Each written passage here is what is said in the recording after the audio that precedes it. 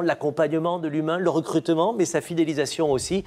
C'est une autre catégorie qu'a voulu saluer ce jury. On va parler d'attraction, d'accompagnement et développement des talents actuels et futurs. Cet accompagnement des cabinets est important parce qu'il faut détecter, recruter, révéler les talents, bien sûr les fidéliser au sein d'une entreprise, d'une structure.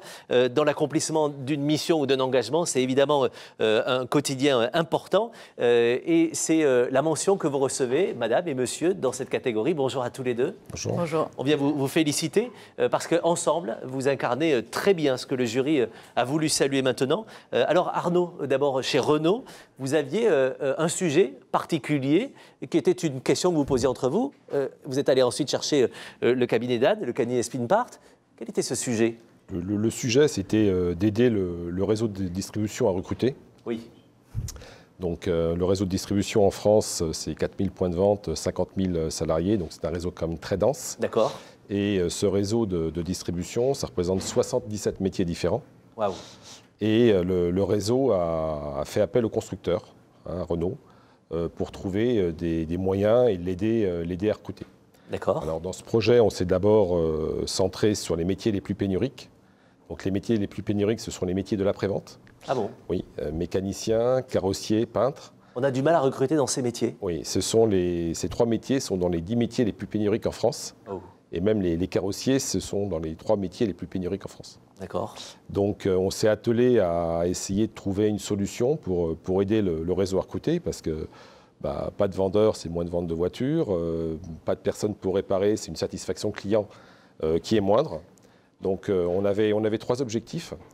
Le premier objectif, c'est arriver à trouver des moyens pour aider le réseau à recruter, et arriver à trouver un 360 degrés du recrutement. D'accord. Le deuxième objectif, c'était d'amener les ressources humaines avec nous, les ressources humaines du réseau de distribution, qui soient des business partners. Et le troisième point, c'était arriver à trouver une synergie, emmener tout le monde et mettre une dynamique dans ce projet. On entend vos objectifs. Vous aviez besoin de sparring partner pour vous aider là-dedans. C'est Spinpart qui s'en est mêlé avec son équipe. C'est Anne Thaler qui nous en parle. Qu'est-ce que vous avez fait précisément? Alors, quand on parle effectivement de recrutement pour le réseau Renault, donc on parle de recrutement pour 4000 sites. 4000 sites, Oui. ça veut dire qu'on ne peut pas mettre en place une approche individualisée.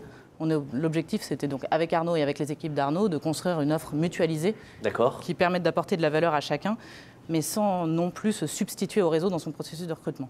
Oui. Donc le premier axe sur lequel on a travaillé, c'est l'axe constructeur, et c'est capitaliser sur les forces de frappe de Renault, donc que ce soit en termes d'image de marque, et également pour jouer sur les effets d'échelle et pour apporter de la réduction de coûts.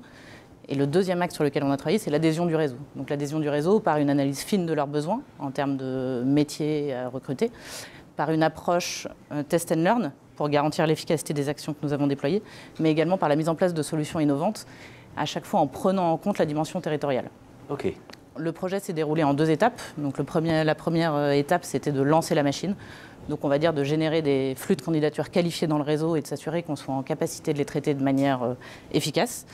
Donc nous avons sélectionné avec les équipes d'Arnaud la French Tech Digital Recruiters pour mettre à disposition en moins de 4 mois une plateforme de recrutement auprès de toutes les agences en France. Oui, gros challenge, oui. Gros challenge, et qui leur permet aujourd'hui de gérer de manière autonome et de publier leurs offres, mais surtout de manière localisée au plus près des besoins du terrain.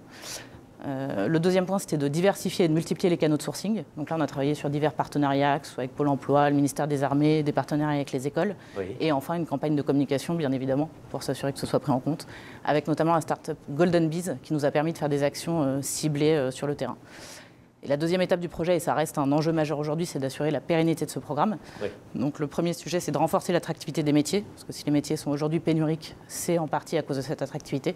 Donc on est en train de mettre en place des centres de formation d'apprentis pour les prendre dès le départ. Et le deuxième axe, c'est aussi de s'assurer de la rétention de ces talents au sein du réseau, avec un plan de fidélisation qu'on met en œuvre.